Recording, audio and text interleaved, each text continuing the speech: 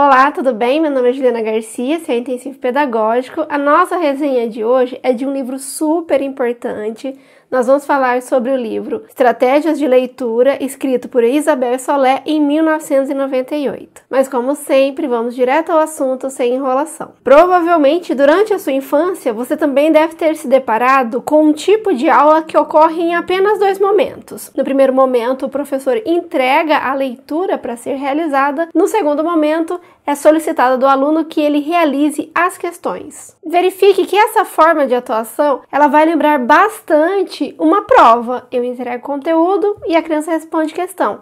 E nós não conseguimos identificar qual é o processo de aprendizagem, como foi que a criança chegou às suas respostas. E também não conseguimos verificar qual é a qualidade das respostas que são dadas pela criança. Neste livro, a autora vai questionar esse tipo de prática e vai trazer várias informações e vários estudos sobre o processo de leitura. E é sobre isso que a gente vai começar a conversar a partir de agora. Vamos para a segunda reflexão, que é compreender como é que a Isabel Solé reflete sobre tudo que ela vê, como funciona o seu ponto de vista. E para chegar a essa conclusão, nós vamos utilizar um conceito que aparece no livro, que é as várias noções sobre como acontece o processo de leitura, ou aprender a ler e escrever. Então, quando nós falamos sobre leitura, é muito provável que você já tenha ouvido duas explicações bem rígidas e inflexíveis sobre como isso acontece, ou sobre como a criança aprende. O primeiro modelo é chamado modelo ascendente, o bottom-up. Como o próprio termo diz, ascendente, a leitura deverá ser realizada da menor parte, as letrinhas,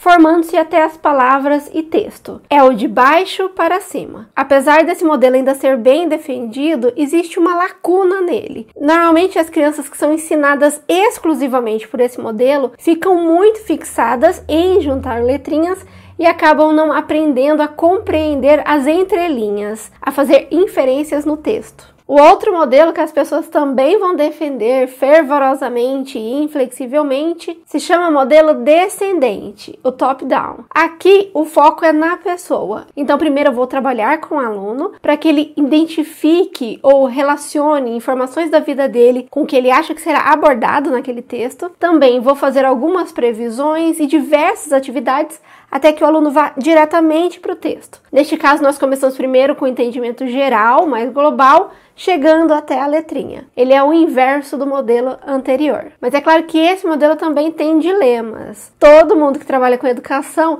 já verificou em algum momento as crianças que ficavam tentando adivinhar o que estava escrito e evitavam ao máximo chegar à escrita de fato. Ô Bruninho, S com E? C. D com A? Dá. Que nome forma? Tipo. Tá, mas qual que é a explicação que a autora vai defender? Ou qual é o modelo que ela acha mais adequado? É importante eu falar para você que essa autora ela é cognitivista ou construtivista, que na prática significa que ela estudou, ela conhece o procedimento que o cérebro faz durante a aprendizagem. E durante a aprendizagem, as conexões que são feitas pelo nosso cérebro percorrem caminhos muito diferentes. E é justamente por ter esse conhecimento que a autora não vai defender caminhos únicos, métodos únicos, formas únicas, apostilas únicos e nada que seja muito rígido. Ela vai acreditar sim que nós devemos oferecer o máximo de recursos, o máximo de caminhos e também o máximo de informações para que o aluno consiga aprender, independente da forma que ele constrói os seus esquemas e também independente das necessidades que vão surgir ao longo do seu aprendizado. Mas então qual é a solução que essa autora vai chegar? Já que ela não gosta de métodos que polarizam e nem de explicações únicas ou soluções mágicas. Ela vai defender o modelo interativo, que nada mais é do que usar os dois modelos de forma simultânea, ao mesmo tempo. Para ler, necessitamos simultaneamente a manejar com destreza as habilidades de decodificação, juntar as letrinhas e aportar ao texto nossos objetivos, ideias e experiências prévias. Vamos continuar verificando os conteúdos e aos poucos essa citação fará mais sentido. É por isso mesmo que toda vez que a autora falar em ler ou leitura, ela nunca estará falando de algo isolado, que ocorre só de uma forma ou só de outra. Também é importante você saber que ela menciona literalmente no texto que ler ou leitura é interpretação e compreensão de textos escritos. Essa informação é importante principalmente se você está estudando para concursos. Além disso, a autora vai falar que a atividade de leitura ela deve ocorrer em 3 momentos: o antes da leitura, durante a leitura e depois da leitura. E nós vamos utilizar exatamente esses momentos para trazer todas as informações que a autora vai abordar durante o livro. A primeira coisa que nós temos que ter em mente quando vamos fazer uma leitura ou quando nossos alunos vão fazer uma leitura é ter um objetivo ou uma intenção. Ou seja, por que eu vou ler esse livro? A autora vai dizer que, de preferência, esse objetivo ele tem que ser real e também útil. Um exemplo, eu li esse livro para fazer uma resenha. Este era o meu objetivo. Eu queria aprender e depois compartilhar. A autora vai dizer que ter um objetivo em mente, ele ajuda muito, porque afinal de contas, ler envolve um esforço cognitivo. E se eu tenho um objetivo, então esse esforço vai fazer sentido. E é por isso que durante o livro ela vai elencar diversos objetivos que a gente pode utilizar e também vai explicar cada um dos objetivos. No nosso caso, como nós temos um tempo muito curto para falar sobre todo o livro, eu vou apenas citar para você quais são esses objetivos citados pela autora. Ler para obter uma informação precisa, algo específico que eu estou procurando em um texto. Ler para obter informação de caráter geral, compreender a ideia geral do texto. Ler para aprender, ler para revisar um escrito próprio, ler por prazer. Normalmente, o ler por prazer está associado à literatura ou textos literários. A autora vai dizer que esse tipo de texto ele tem uma dupla funcionalidade, porque eu leio por prazer, mas a escola também pode oferecer esse tipo de leitura. Ler para comunicar um texto a um auditório, passar uma informação. Ler para praticar a leitura em voz alta, entonação e velocidade.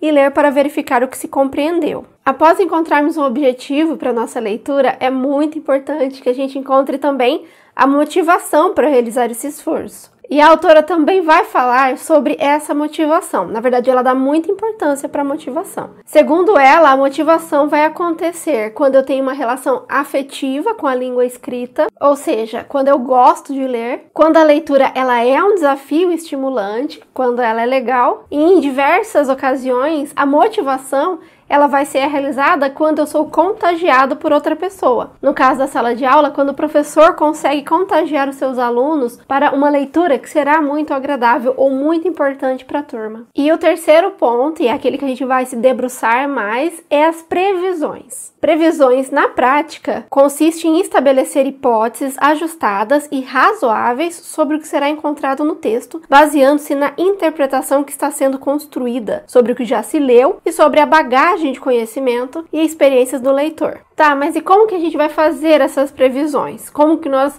lançamos algumas hipóteses antes de começar a leitura? O termo que a autora vai utilizar são indicadores. Então, nós vamos verificar alguns indicadores antes de ler esse texto que eu estou conversando com você agora. O primeiro indicador que nós podemos verificar antes mesmo de olhar a capa de um livro é saber qual é o tipo de texto ou o estilo de texto que nós vamos ler. Por exemplo, nesse livro eu sei que ele não é um livro de receitas, ele também não é um horóscopo, ele não é um poema, ele é um texto expositivo. E uma das características do texto expositivo é expor, mostrar, compartilhar conceitos e informações. O segundo indicador que nós vamos verificar aqui é o título do livro. Fazendo de novo a atividade de gerar hipóteses ou tentar fazer uma previsão sobre o livro, podemos também fazer uma pergunta. Será que ele só vai apresentar conceitos ou será que ele vai trazer exemplos de estratégias? A mesma coisa dá para falar em relação à leitura. Ela vai trazer apenas citações de diversos autores ou ela vai trazer modelos, dicas e informações de leitura. Mas quando fazemos as previsões, não é só o título ou um subtítulo que vai nos ajudar.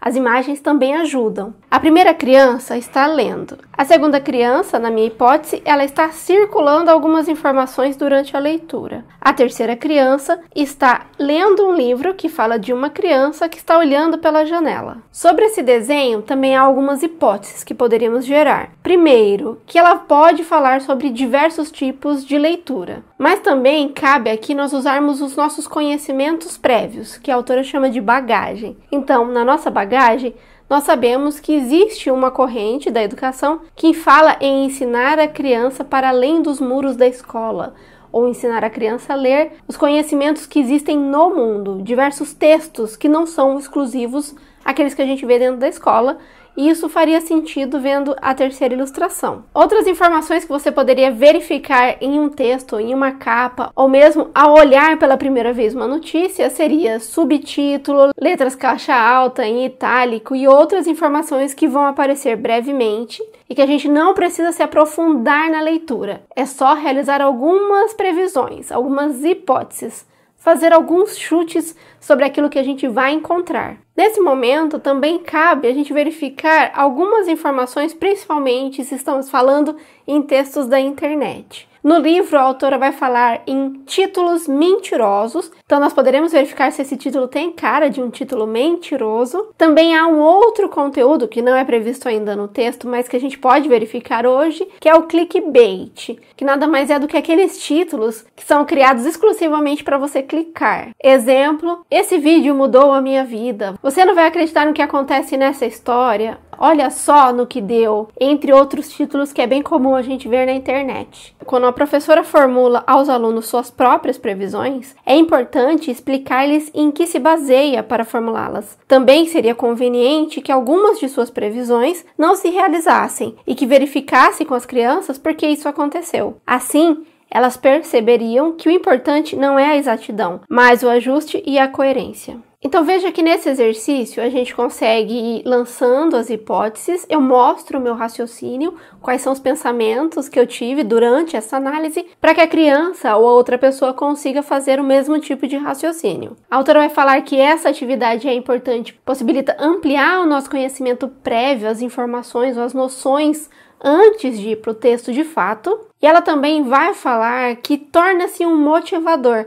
Afinal de contas, eu vou querer verificar se as previsões que eu fiz, elas estão corretas. Aliás, agora vamos para a segunda parte, para o durante a leitura, onde nós vamos começar a verificar se as nossas previsões estavam corretas ou não. Como eu já mencionei, essa autora não defende polarização ou modelos únicos. É por isso que ela vai dizer que ler não é decodificar, mas para ler é preciso saber decodificar. Ela também vai explicar que esses dois processos, o ler e o decodificar, eles não têm um peso único, ou eles não são igualmente difíceis durante toda a nossa vida. Um exemplo, quando nós somos muito pequenos, levamos muito tempo para decodificar, mas quando somos adultos, a gente faz isso de forma automática, nem paramos mais para juntar as letrinhas. O difícil nesse momento é quando a gente começa a ampliar a complexidade daquilo que a gente lê. Outro conteúdo bem importante que ela vai trazer aqui, que vai confirmar ou não as nossas previsões, é o estudo e também a reunião de conteúdos que ela vai fazer sobre estratégia. Mas para falar sobre estratégia, eu vou usar uma analogia. Se você assistiu Mary Poppins, o filme, você sabe que ela tinha uma maleta mágica. Eu prefiro ver sempre o meu rosto por inteiro no espelho. Mas não havia nada na bolsa. E por causa dessa maleta mágica, a Mary Poppins nunca era surpreendida. Nada nunca desestabilizava ela e ela tinha solução para exatamente tudo o que acontecia durante o seu dia. Em educação, as professoras mais dedicadas que eu conheci também tinham a sua maleta mágica, ou a sua maleta pedagógica, onde elas tiravam estratégias, dinâmicas, dicas e várias práticas criativas. Mas existe uma diferença bem grande entre a Mary Poppins e essas professoras. A primeira dela é que as professoras não guardavam essas estratégias, essas dicas dentro da sua maleta, algo só para si. Ela, durante todo o percurso, compartilhava com seus alunos, mostrava como eles poderiam realizar as mesmas atividades quando elas não estivessem próximo. Ou seja, elas tinham uma preocupação em tornar seus alunos leitores autônomos e também pessoas que controlavam a sua própria aprendizagem ou controlavam todas as suas estratégias de leitura. Não precisava de ninguém ao lado para dizer a ele o que fazer. Estratégias de compreensão leitora são procedimentos de caráter elevado, que envolvem a presença de objetivos a serem realizados, o planejamento das ações que desencadeiam para atingi-los, assim como a sua avaliação e possível mudança. Com essa citação, eu quero lembrar que essas professoras sabem que existe um caminho, que não são somente 2 momentos onde eu entrego o papel e depois faço as questões, que há um processo de aprendizagem. Elas se planejam e realizam todas essas atividades uma compreensão maior sobre como o processo realmente acontece. Elas também vão deixar claro que a solução dos nossos problemas não é só fazer uma lista de estratégia ou colecionar o máximo de estratégias possíveis. O importante é nós termos as estratégias certas, que são amplas, mais globais, que nos ajudam a resolver diversas atividades, ou ainda nos ajuda a enfrentar diversos dilemas diante dos diversos tipos de textos que nós vamos encontrar no mundo. Deve-se predominar a construção e o uso de procedimentos de tipo geral, que possam ser transferidos sem maiores dificuldades para a situação de leitura múltiplas e variadas. E é por isso que a autora, Isabel Solé, ela vai trazer algumas informações que são importantes nós termos em mente quando vamos compartilhar com nossos alunos essa aprendizagem ou esse conhecimento. E esses conhecimentos que ela vai citar é muito importante porque é a partir dele que nós vamos tornar os nossos alunos leitores autônomos, leitores ativos ou escutadores ativos. Porque sim, podemos e devemos fazer esse tipo de atividade com crianças muito pequenas até com adultos. Porque, segundo essa autora, a gente não para de aprender a ler, porque a gente não para de ter contato com textos novos, de estilos novos, gêneros novos, e é por isso que a gente está sempre evoluindo. Mas então, quais são esses conhecimentos que vão ajudar na compreensão do texto? Ou qual é o foco que eu devo ter quando eu vou compartilhar o conhecimento com os meus alunos? Compreender os propósitos implícitos e explícitos da leitura, ativar e aportar a leitura de conhecimentos prévios, relevantes para o conteúdo em questão, o que eu já sei sobre o assunto. Dirigir a atenção, o foco, ao fundamental do texto, em detrimento do trivial, do menos importante. Avaliar a consistência interna do conteúdo expressado pelo texto e sua compatibilidade com o conhecimento prévio e com o sentido comum. Esse texto faz sentido? Ele tem coerência? Comprovar continuamente se a compreensão ocorre mediante a revisão e a recapitulação periódica e a autointerrogação. Elaborar e provar inferências de diversos tipos, como interpretações, hipóteses e previsões e conclusões. O que vai acontecer com o texto? E a autora também vai falar sobre obstáculos, a importância de nós reconhecermos quando nos deparamos com obstáculo e também quais são as estratégias que a gente vai utilizar para não prejudicar a nossa compreensão. Vou explicar melhor. Ela vai trazer algumas informações e algumas dicas, por exemplo, quando a criança está fazendo a leitura, quando nós estamos fazendo a leitura, é uma atividade interessante circular as palavras que a gente não compreende, ao final do texto voltar para verificar se agora faz sentido e somente se não fizer sentido, somente se o texto não tiver explicado ou se nós não conseguimos entender o significado daquela palavra pela leitura global, é que nós vamos ao dicionário. Porque se nós insistirmos em pararmos a todo momento para verificar o significado da palavra, provavelmente essa série de interrupção vai impactar na nossa compreensão. Então veja que entender o que eu não compreendo e quais são as estratégias para que a compreensão flua de uma forma melhor também são trabalhados pela autora. Ensinar a ler também significa ensinar a avaliar o que compreendemos, o que não compreendemos e a importância que isso tem para construir um significado a propósito do texto, assim como estratégias que permitam compensar a não compreensão. Torna a ser uma questão de incentivar uma leitura ativa em que o leitor sabe o que lê e por que o lê, assumindo com a ajuda necessária o controle da sua própria compreensão. Agora que nós fizemos essa introdução, eu preciso dizer que nós estávamos mais ou menos no caminho certo nas nossas previsões. Primeiro, porque a autora trouxe muitas reflexões, muitos conceitos sobre estratégia.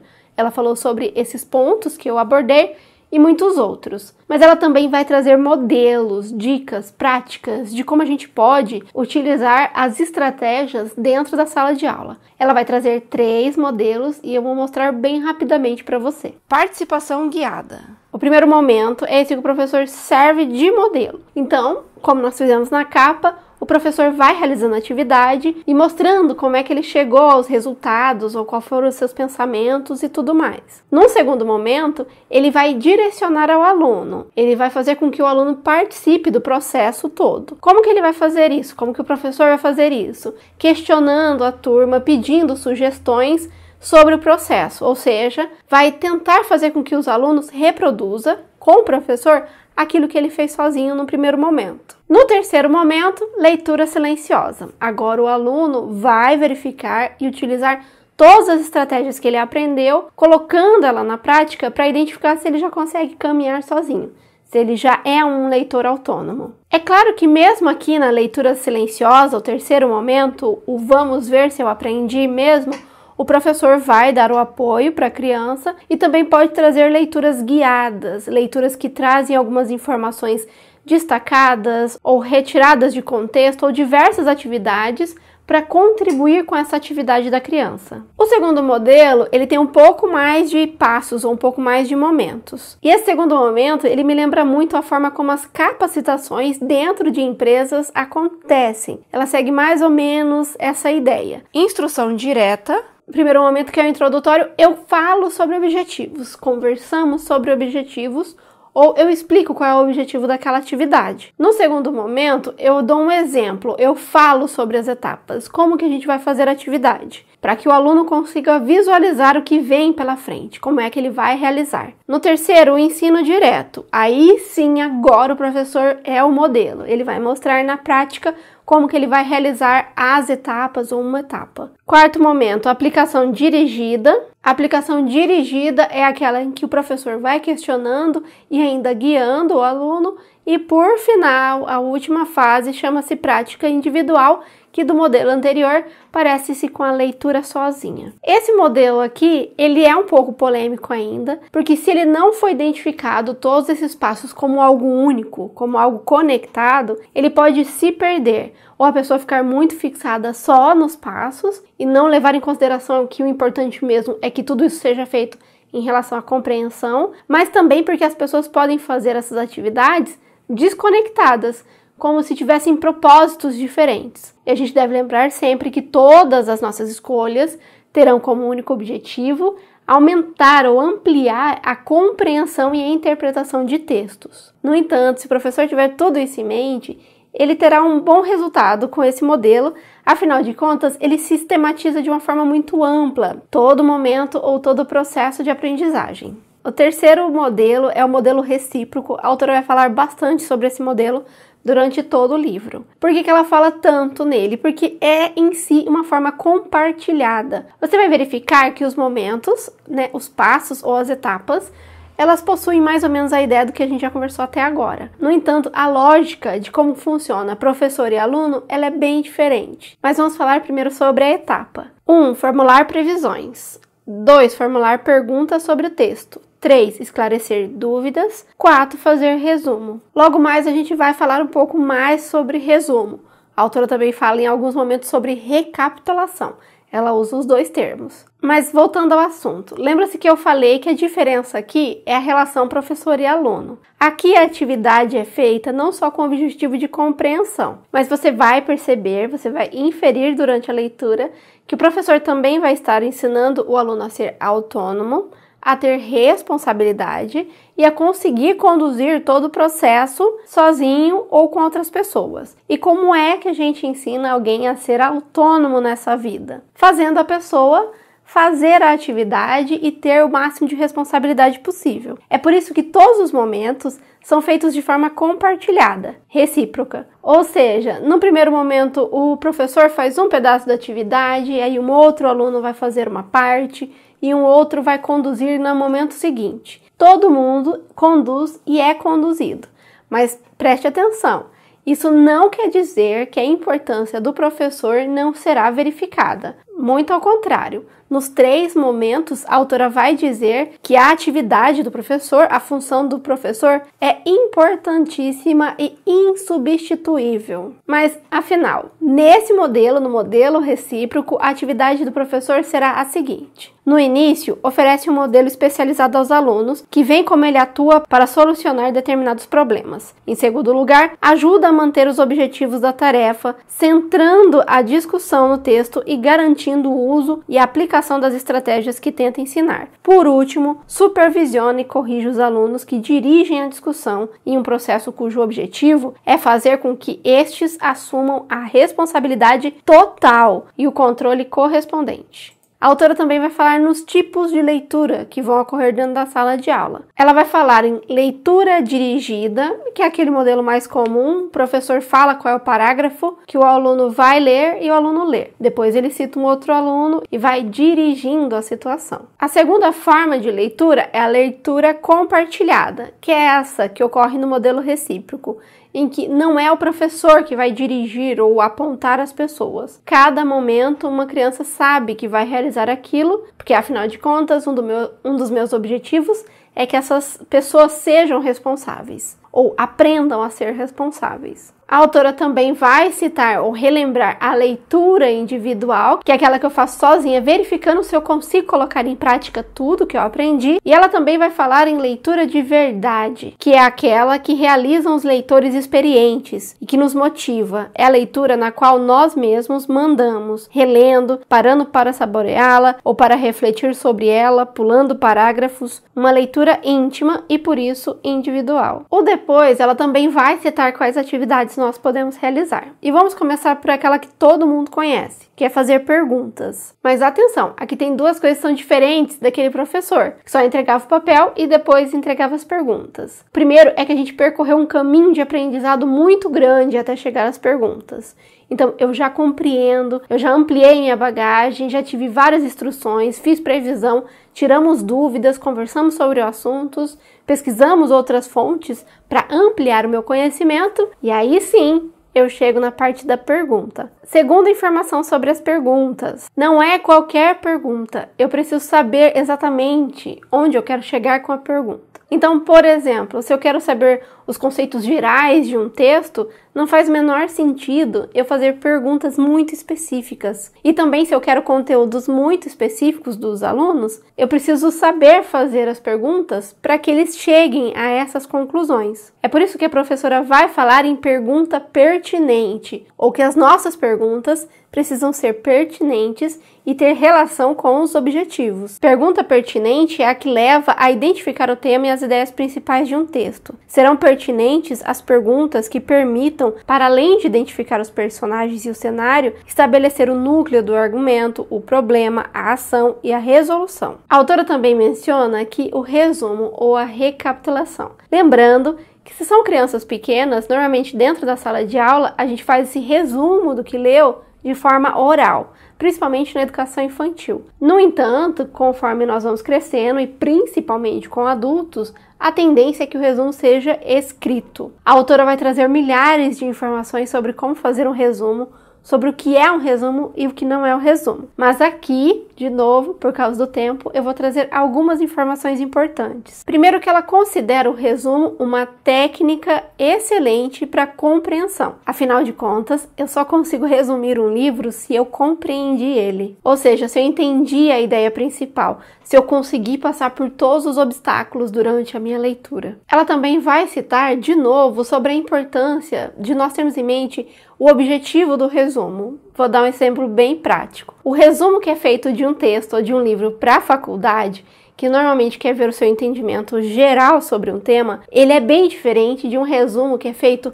exclusivamente para concursos públicos, onde eu preciso verificar o geral, mas principalmente eu preciso ter os detalhes, os tópicos, porque é isso que as bancas vão cobrar. Então, eu preciso ter em mente isso quando eu vou fazer um resumo. E outra informação que é muito importante, e talvez por isso ela indique o modelo recíproco. Ela vai falar que o resumo, ele é construído não no final do texto, apesar de a gente estar falando aqui em depois. Ele vai ocorrer durante o processo. Então, se nós estamos trabalhando todos juntos dentro de um texto, podemos, com crianças menores, conversar sobre parágrafos isolados ou sobre partes do texto isolados, já coletando o resumo e as informações, os significados e os pontos principais daquela parte. Em adultos podemos verificar a compreensão de um capítulo inteiro. Então, nós fazemos por partes, verificando, entendendo, compreendendo, para que no final o resumo ou a recapitulação sejam possíveis. Normalmente, depois da leitura também ocorre a avaliação. A autora vai trazer informações sobre a avaliação, sempre sobre uma ótica construtivista, a partir do modelo de como o cérebro funciona, mas apesar de apresentar todos os tipos de avaliação e falar da importância da utilização de todos os modelos juntos, a autora vai dizer que ela acha dispensável, que não há necessidade de fazer uma avaliação, uma ferramenta ao final do processo. Porque, veja bem, depois de percorrer todo esse processo de construção,